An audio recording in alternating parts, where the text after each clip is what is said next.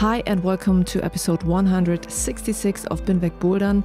My name is Juliane Fritz and my guests are Anya Sherman and Thibault Masset, both climbers and researchers. They released a study that most of you will know. It is called The Invisible Footprint of Climbing Shoes, High Exposure to Rubber Additives in Indoor Facilities. Anya and Thibault found that we can find tiny parts of climbing shoe rubber in the air of our climbing and bouldering gyms. These particles are so small that they can enter our lungs and they might be harmful for humans. Most of the articles that we could read in the past used the same wording to talk about the topic. They said the air in a gym can be compared to the air you breathe at big multi-lane streets, because the chemicals that are used in our climbing shoes are also used for making car tires. Of course, people are concerned and not sure how to react. And they have more questions than these articles can answer. So I invited Anya and Thibault for an interview to see what do we really know and what don't we know yet. And I asked my audience to give me questions about the topic, and I am glad that Anya and Thibault took the time to talk. Both of them are working as researchers, and their main topic is to see where we find plastic in our environment. Specifically, they are looking at chemicals used in car tires, where we find them in our environment and what kind of impact they have. Hello to Anya and Thibault. Hello. It's really cool that you're here and that you want to share more about your study. And what I think is really interesting, but also obvious, is that very many listeners gave me questions about this topic. And those were so many questions that it's actually hard to answer all of them in this interview. And I guess it's hard because not all of these questions can be answered by you, because maybe about some things there need more studies to be made, or some of those questions must be posed to the producers of climbing shoes, for example. So I will give you these questions, and if there's something you can answer. But if you say, okay, this is too much, we can't answer this, you just have to tell us. Okay. And thank you to all the listeners who sent the questions. I think it's really important to talk about this. So at first, what is your personal connection to the climbing scene? So on my side, I've been climbing. I've been a climber for a few years now, climbing indoor, but also outdoors. And that's it, climbing in bouldering gym, but as well on rope climbing. And I guess Anya also started to climb a few years ago. Yeah, I have also been climbing actually 7 years, I think. And I'm mainly a sport climber at the moment, climbing almost only outdoors, but also, of course, training in the bouldering gyms. And yeah, actually, me and Thibault met each other by climbing, actually, the first time. Mm. What made you think that it's interesting to have a closer look at the climbing shoe soles? So we both have a background in researching rubber as it is used in car tires, and researching the chemicals which are used in car tires and what is their fate in the environment. There's a lot of science going on right now about tire wear particles in the environment. So this is the background for both of us. And as we are both climbers, yeah, it came quite naturally that we could see that the shoes we are wearing are also made of rubber, quite specialized rubber as well. And when you're in the climbing gym, I mean, everyone can see the abrasion particles from the shoes. So for us, the question came quite naturally, what is in the rubber? And so you realized that it's similar materials. Yeah, we knew that it was made of rubber, and that to make a rubber what it is, meaning like working on the stiffness, on the softness and everything, you have somehow to use chemicals. And we thought that the chemicals that are used in the tire, in the car tire, could also be used in the shoe rubber. And we did some chemical analysis, and we found that it was actually the case for some of them, maybe not all of them, and maybe not in the same quantities, but overall, yes, the additives were there. So you say not all climbing shoes have used the same amount of these additives? Exactly. So it varied quite a bit based on the brand of the shoe we analyzed, but also on the model. So one trend, for example, that we noticed is that higher performance softer shoes generally had higher amounts of additives. And when we analyzed, for example, the very hard rental shoes that are typically used as rental shoes, here there were less additives. And this is basically because of what Thibault mentioned, that these additives are used to enhance the performance of rubber. So I think this is one thing that might be interesting for a lot of people who are asking themselves, can I use another shoe that might be better for the environment or better for the air we breathe? So I guess it's hard for you to say a brand or something, but you say that the stiffer the shoe is, the better. Can we say that? I think it's really at the moment a trend that we see, but it is not like we did not made an analysis on all shoe brands and on all models. So there might be a trend, but it's not for sure that if you buy a super stiff shoe, then you will have less additive, for instance. I think that would require us to analyze basically all shoes, or at least almost all type of shoes, and then to conclude. Of course, I guess that expert climbers or very good climbers will not be happy to climb on rental shoes. So that's probably not the best option for them. So it's also a discussion we need to have at some point with the person and the companies that produces the shoes and the rubber to understand, okay, are additives always mandatory in the preparation of the shoes, in the formulation of the shoe rubber? And if not, what can be done about this? But I'm not sure the consumer has at the moment a lot of actions he can take to minimize its impact. Okay, so that was a question that would have come later in this interview. So, but as we're talking about this right now, what can we do to reduce those rubber particles in the air? Yeah, I would agree with what Thibault has just said, that in terms of consumer choices, I don't think we have enough information to advocate for one particular brand. Another point to mention is that in this study, we have only analyzed certain chemicals, which we already had methods for and which we knew basically are chemicals which are frequently used in tires. But we don't have a complete list of all of the chemicals which are present in climbing shoes.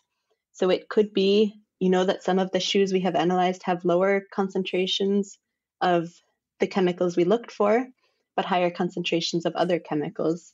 And yeah, so this is really where I think we need to eventually work together with the producers in order to really figure out the entire chemical picture, let's say, of what is in the different shoes, and also work together to identify which chemicals are used because they are the most researched and most widely available chemicals for these specific purposes based on their use in tires, and which one of those could be maybe substituted for a less harmful or less concerning chemical. Are there already these talks going on? So did you connect with producers of climbing shoes? We have had some initial conversations with a shoe sole producer. So far, it is hard to see whether or not they're going to be interested in pursuing research in this direction, but we are really hopeful for this. And we really hope these collaborations between us, the research community, and the producers, I think this will really lead to solutions for the entire climbing community. What I know from another part of the climbing industry, that the problem I think might be is that the climbing shoe industry actually is too small to put up a big study about material and which material can be the best, that this can be a problem. What do you think about that? Well, I think there have been, even though it's a still quite small community, I mean, these companies are producing quite a lot of shoes or rubber for shoes, even for other purposes than climbing. So they are big companies still. And on our side, the research that needs to be done involves people and involves analysis, chemical analysis. So of course we need enough to do what we have to do in terms of like financial support and everything. But in the end, it's not about doing a huge research to know more about the composition of these shoes. So I think that would be still doable to have a collaboration that is leading to results that can be then used to improve the formulation of the rubber. No. Yeah, I would also strongly disagree that they are too small to be responsible for this research. I mean, I think they're the ones profiting from these products. So I think the responsibility is on them to research the safety of the products they are putting out. And I again, like Thibault said, it's not such a huge project. I think it is definitely within the scope of what could be done. Mm. And as you said, there are also studies going on about the industry for car tires. So if you find out more about the material in car tires, how to make them better, is that then something you can also use for making climbing shoes better? Yes, I think there's a lot that can be taken from the research going on in the tire material world. In the tire industry, there's kind of the same situation that we don't have a full picture of all of the chemicals present in tire rubber. So over the last few years, there has been really a lot of research about which chemicals from tires are ending up in the environment. From there, we know which one of these are kind of causing problems in the environment. And now there is really a lot of research also coming from the tire industry about looking for alternatives to those problem chemicals. So here, there is precedent that the climbing shoe industry can learn from. Mm. One thing that I find interesting is that a few years ago, I had a talk to someone from the bouldering gym scene who said that maybe the soles of climbing shoes are something we need to have a closer look at, and that they might pollute the bouldering gyms. And back then I thought, okay, why should this be a problem? Because I'm not going to lick the rubber of the climbing holds. You know, we see the rubber on the climbing holds, and I thought, okay, how could it be a problem? But you found out that the rubber goes into the air. It does not stick on the wall and stay there. How does it happen that the rubber is in the air? Why is it happening so much? When we use our shoes, we all know as climbers that, yes, it abrades on these climbing holds that are made to actually create friction. And that's the goal of both the climbing shoes, to be abraded on the holds, and also of the holds to actually provide a stickiness somehow. So we create these small particles, and we all know as climber that, yes, some of them are quite big and then fall on the mats, for instance, or we also see them quite often in the big jugs that we have at the bottom of the routes or at the bottom of the boulders. So that's just basically created by friction. What surprised us is that some of them that we create, some of these particles are small enough to be found in the air. That's what we measured. And these ones are the ones that we might worry about, because they can then be inhaled by us and be then in contact with our lungs. In what way did you study these particles? So did you look at what's on the wall? Did you look at what's in the shoe? Did you look at what's in the air? So how did the study work technically? Yeah, so that's exactly, we looked at all of the three you mentioned. So we started with the shoes just to see, okay, do we even find any of the same chemicals that we know about from tires in our shoes? And we both started with our own climbing shoes and a few pairs that friends gave us. And yeah, we saw right away, okay, these same chemicals, which are getting a lot of attention in the tire research, are also present in very high concentrations in our shoes. And the next step, we then collected what we called in our study foothold powder. So basically rubber particles collected directly from footholds in climbing gyms. And when we analyzed these rubber particles, we could see basically the composition or the chemical composition of these rubber particles were something like an average of the different shoe models we had looked at, which makes sense. And then we collected air samples. So we used a device called an impinger, which actually is most commonly used in pharmaceutical studies. So how this device works is if you introduce something into it, there is a flow rate running through the device, and based on size of particles, so based on their so-called aerodynamic diameter, they will collect in different chambers of the device, and these different chambers correspond to different fractions of our respiratory system. So there is a chamber which collects particles which would settle in the mouth. There is a chamber which collects particles which would settle in the Atemwege. And there is a chamber which collects particles which would penetrate into the lungs. So at the end of sampling, we have particles which would reach these three parts of our respiratory system. And we could analyze basically the chemicals in the particles from each of these fractions. And here again, we were finding rubber-derived chemicals. We didn't find exactly the same chemicals as were found in the shoes, and that's because these really fine particles, which become airborne, have basically a very high surface area to volume ratio because they're so small. And this high surface area allows for a lot of reactions with the air, basically, and this leads to some chemical transformations. Okay. So you were saying that the chemicals, that there's a change going on in these chemicals from the time they leave the shoe, go into the air, and maybe go into our bodies. What kind of change is that? What does that mean? So the particles which are in the air are the smallest particles which are generated, and such small particles have a very high surface area compared to the total volume of the particles.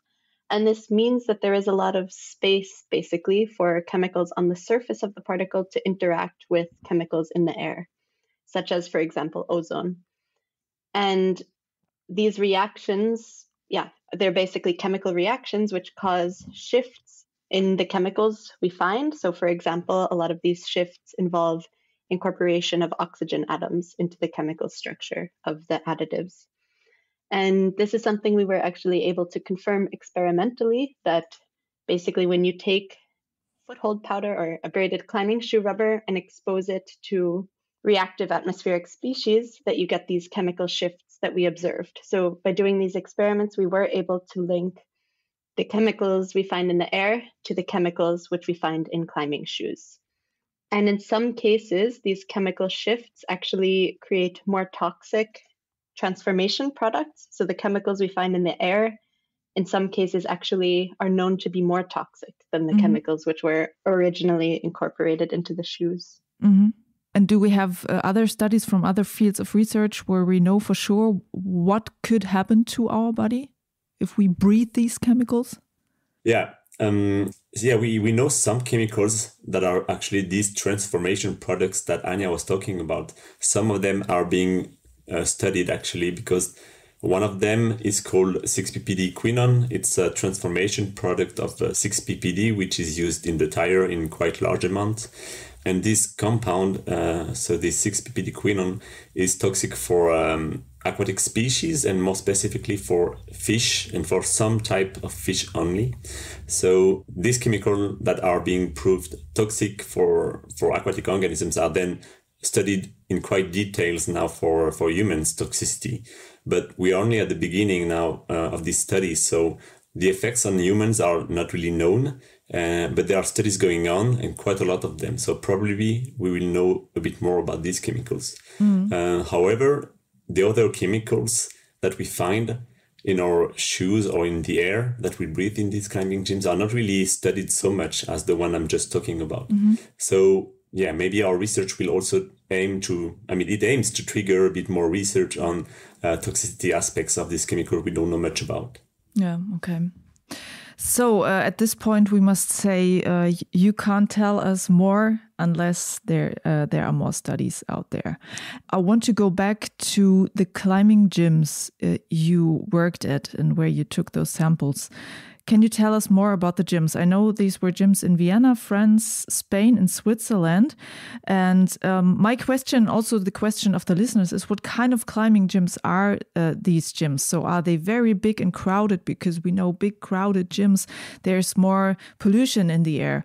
So can you tell us a bit more about what kind of climbing gyms or bouldering gyms were these gyms, and at which times did you do the studies? So did you go there when the gym is very crowded or when there were few people there? What can you say? Yeah, so at least on the side of the climbing gyms in Vienna, I measured air samples in almost every bouldering gym in Vienna. So actually all of the halls which we have analyzed samples from were bouldering gyms. And the halls I have taken air samples in varied quite a lot. So we had some which were kind of more old school halls, like small areas, older holds. And we also had some big modern halls with modern ventilation systems, a lot of people. And we have taken all air samples during peak hours, so always between 5 to 8 p.m. And that was kind of to capture the worst case scenario and really measure the air when a lot of people are present. So that is kind of the typical exposure for many people who go climbing after work. So, but did you make a comparison? Did you try to go in the morning to see if there's a difference? Yeah, so this has been studied before, actually, not specifically in regards to rubber, but there have been a few studies looking at how total particulate matter in the air varies throughout the day. And what is known here is that in the mornings, there are lower concentrations of particulate matter. During these peak activity hours, this goes up, and it basically stays elevated for a little while after. In the case of our study, we did not specifically analyze the amount of rubber particles or rubber-derived chemicals throughout the day, and we don't know how it exactly correlates to total particulate matter. Okay. And you said that you were going to gyms that had air filtration systems and those who, well, didn't have them. What difference did that make? Yeah, exactly. I would say so far from this first study, it's not so easy to say because we only had air samples from 5 gyms and there were so many different variables. I mean, it's about the air filtration, but it's also about the hall size, about how many people were there while we sampled, and yeah, also maybe what type of mats they have, what type of walls they use. So we collected all of this information and it is presented in our study, but I wouldn't say that we can very clearly see a clear trend yet.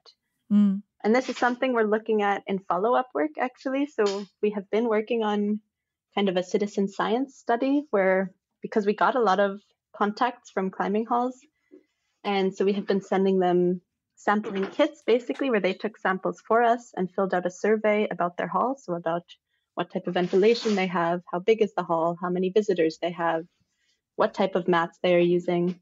And here now we have something like 45 climbing halls already. And we hope with this bigger data set, we can start looking at these factors you said to maybe let climbing halls know what they can do to reduce contamination. Okay, this is amazing that the study is going on in this direction. I already see that because of what we know about the chalk in the air, that gyms are already trying to have clean air and that they are already doing a lot to achieve that.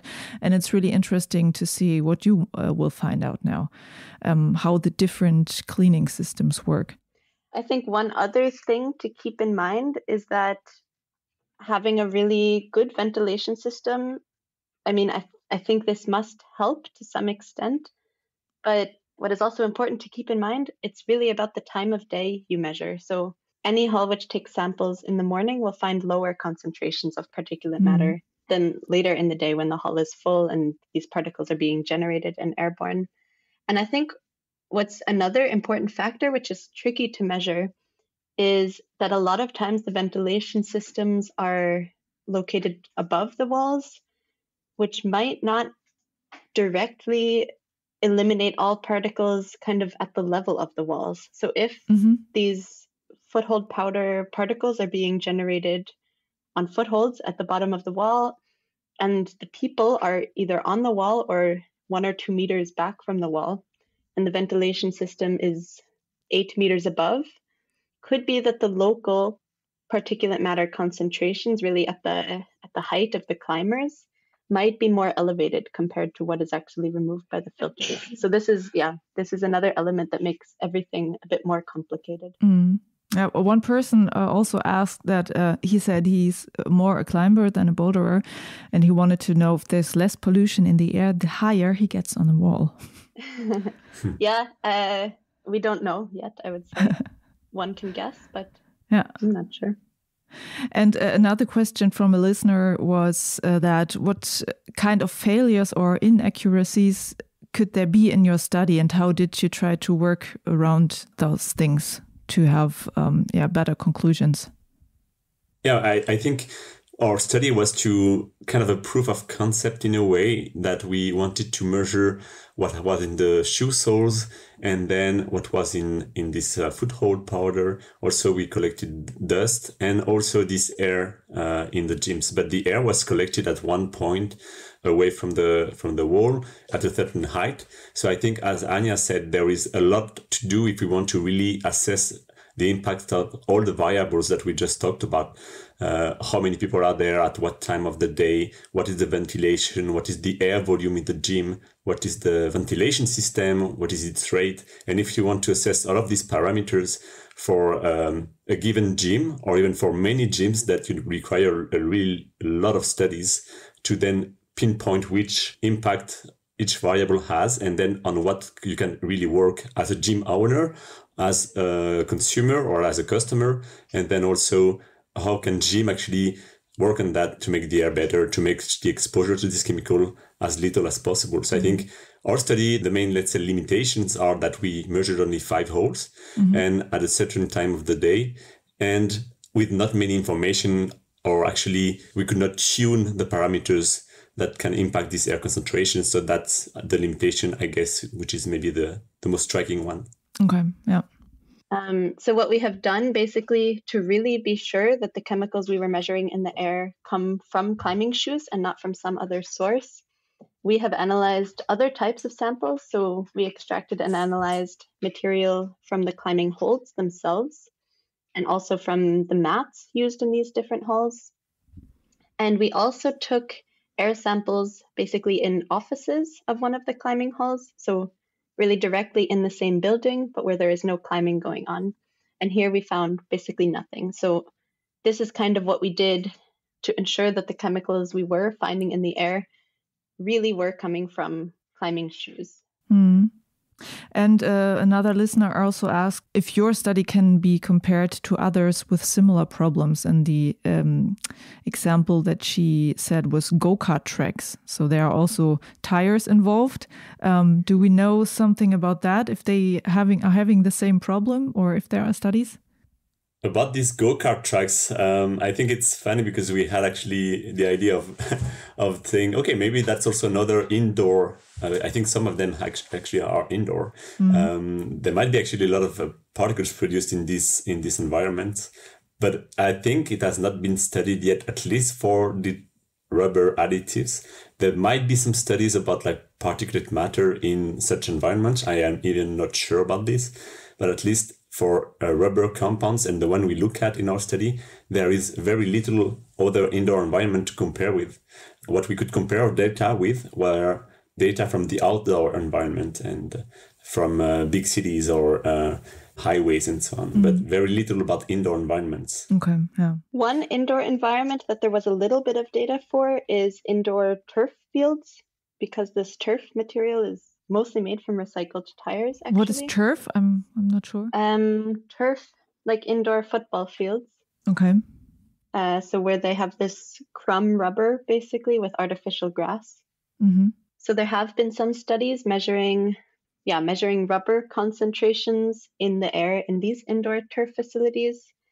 And there's, again, not so much detailed studies specifically about the concentrations of these chemicals in the air. So no studies, at least that we could find, where they directly measured the same chemicals that we measured. And there is some indication that rubber particles are also in the air in turf facilities. However, it seems like the levels are lower than indoor climbing halls.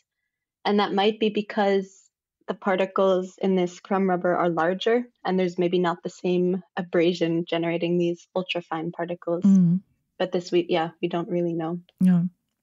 And the sentence that is used in most of the articles is that the air in the gym can be compared to the air you breathe when you're like standing or working at a big multi-lane road.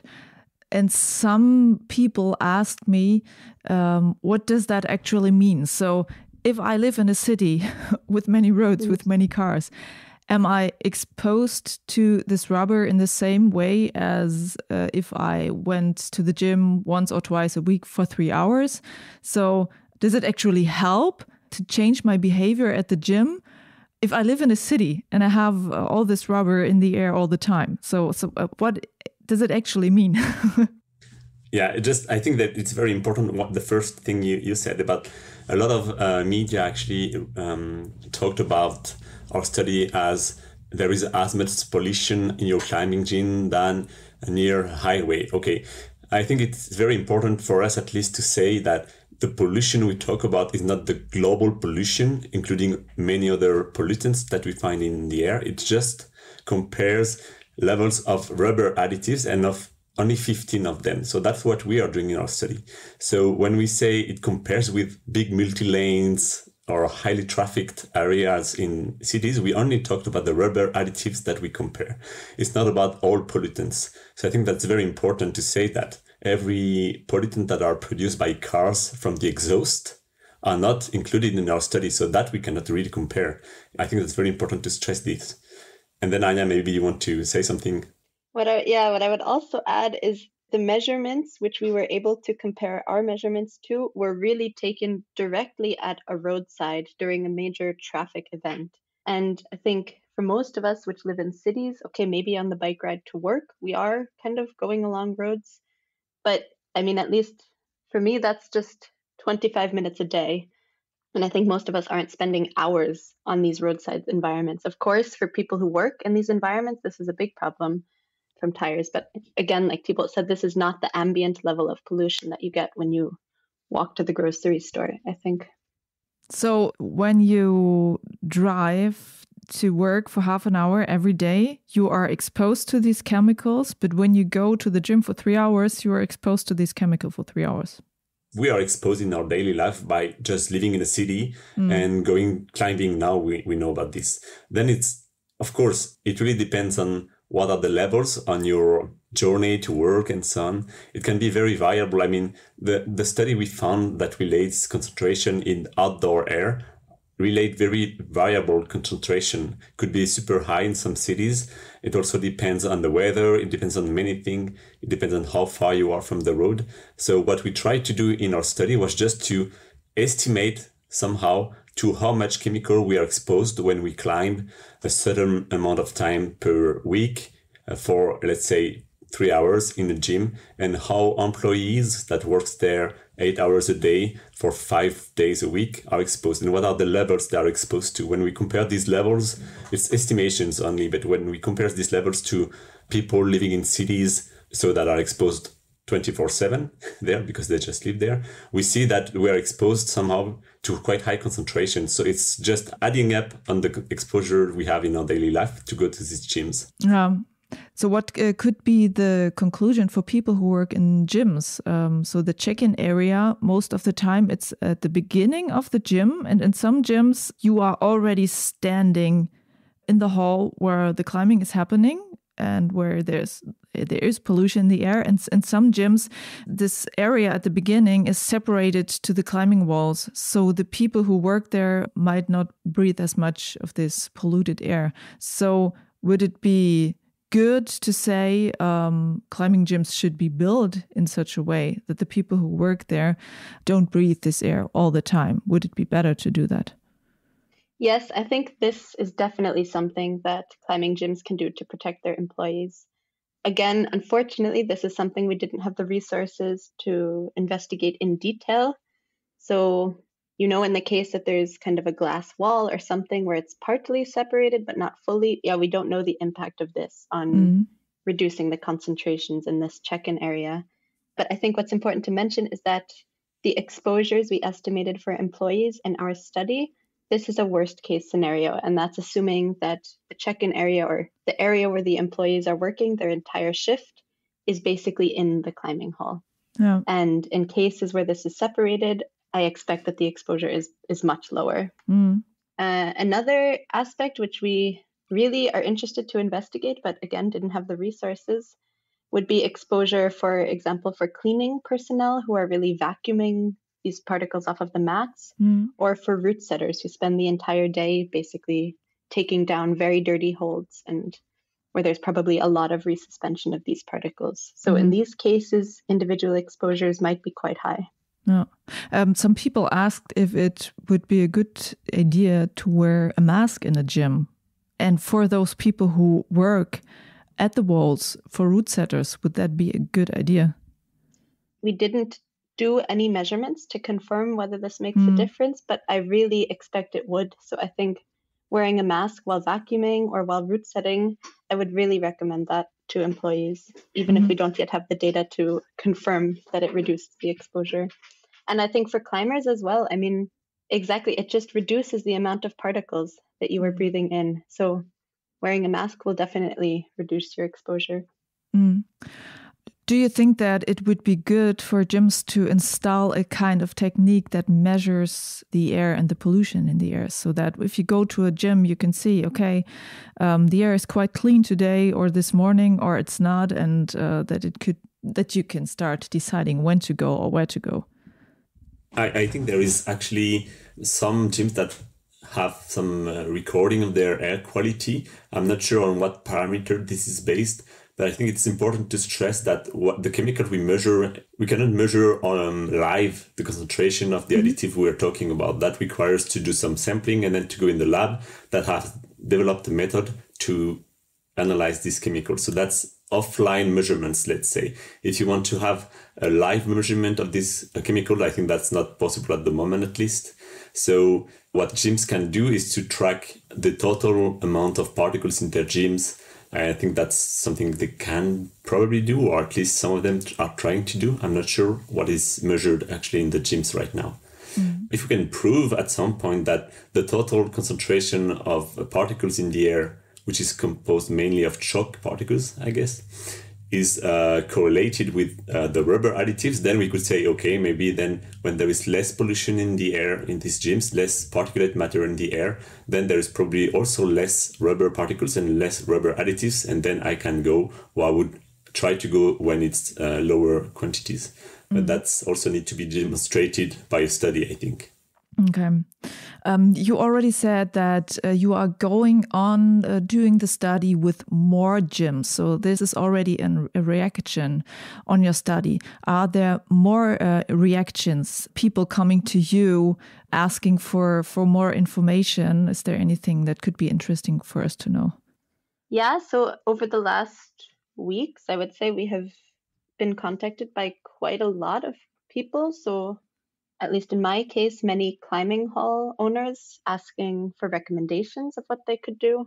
And yeah, again, we're pretty limited with what we can tell them. So we can offer basic assumptions like having a better ventilation, maybe managing visitation to prevent these really, really intense peak hours, things like this, and frequent cleaning, of course, would be really important.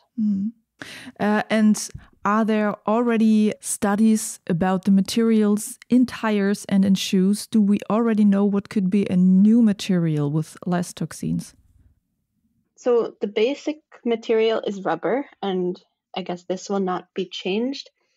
The chemicals which are added to rubber, some of them are really essential for the rubber production or for the product production process. And some of them are added in specific amounts to give certain properties to the finished rubber product. So like we mentioned earlier, some of them really might make the rubber softer or might make it more resistant to hardening, something like this. And exactly, there is research going into the optimization of the amounts of each chemical added and whether in some cases we could maybe switch one chemical, which seems to cause a problem, for another chemical which serves the same purpose, but might be less of an environmental or toxicological problem. Would it at some point be, if we don't find another material that works as good as the old one, at some point would it be to say, okay, our shoes will have to change. So the feeling we have while we're climbing will have to change if we don't want to use these toxic materials anymore? I don't believe this will be the case, to be honest. I think, for example, the antioxidants which are used in rubber are simply used because they are the most available, because they have been developed by the tire industry and they work quite well. But I really believe it is the case that there are alternative antioxidants which can be developed. I mean, we are not material scientists and we are not synthesizing chemicals, so I'm not an expert in this, but I believe that it will be possible to slightly alter the composition of our shoes without sacrificing performance. Do you think we can change our way of climbing? Because, of course, the rubber sticks on the wall when we hit the wall with our shoe. And sometimes we know that we have to learn to step better on the wall, of course, to climb better. And if we do that, there's less rubber on the wall. So is it also maybe a call for our climbing technique, for our foot technique to improve? Yeah, exactly. So this is something we have discussed before, that footwork plays a role in the amount of particles which are generated. So it's kind of two sides, because more experienced or better climbers have better footwork, but they're also probably wearing softer shoes. And the beginners have a pretty bad footwork, but they're wearing maybe the less problematic shoes. So again, we don't really know the answers here. Yeah. Something we would be interested in looking into is how the hold material and the wall surface material makes an impact. So you can imagine that, or we could imagine that maybe no texture walls, because there's less of this, you make a move and your foot just slides everywhere. If this is against a no texture wall, maybe there's less particles generated from that contact than a sand covered wall, but we don't know yet. Yeah. In the end, or almost in the end, I have a question to you. What are your personal consequences after your study? You go climbing in gyms or go bouldering in gyms. As I do, I'm now rethinking. I mean, I did that before, this rethinking to think, okay, maybe I will go more in the morning. Maybe that's better for my health. So, and now I'm even more thinking about that. You know, sometimes I went with my laptop to the gym to work a little and then climb. And now I think, okay, when I sit there and work, I spend more time in this kind of air. Maybe that's not such a good idea. Maybe I should stop doing that. So what are your consequences in your climbing practice?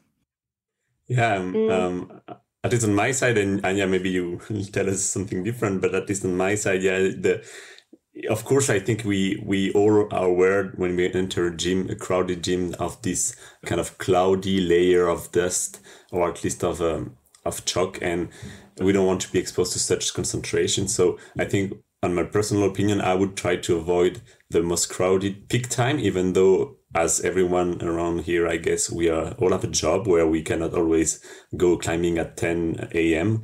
So it's also about everyone's availability. But yeah, avoiding peak time might be an option. And then, of course, as a consumer, I think there is not much you can do except also choosing, if you have the luxury to do this, choosing a climbing hole that seems to have very good ventilation, very good cleaning systems, or where the cleaning is done very frequently. And that is something that you can assess by naked eyes, but it doesn't really tell you how much concentration is it there. It's just somehow a hint that we would get. And then, I think it's a little you can do regarding non-climbing time spent at the gym for working and so on. I would assume that if you have the opportunity to go and work in these environments where actually the restaurant or where you can get a coffee is very separated from the walls, then probably here it's no problem to go and get a coffee and work there, watching the climbers through a window. That's probably okay. Then if you are really like in the middle of the climbing walls, having coffee there and hanging there for a few hours, maybe that's not the best option, but that's just based on feeling and not on facts. Yeah, Anya, what would you say? For me, I would say exactly the same answer. So when it's possible, I try my best to go early in the day when the halls are not full, and also to pick, I have the luxury that I know exactly which concentrations I measured in which hall. So I can make a very educated decision about which hall to go to.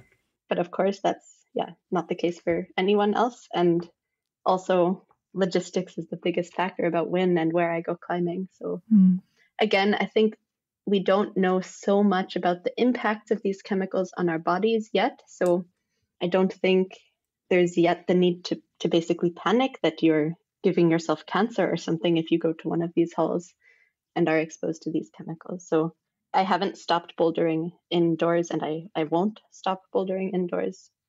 Mm.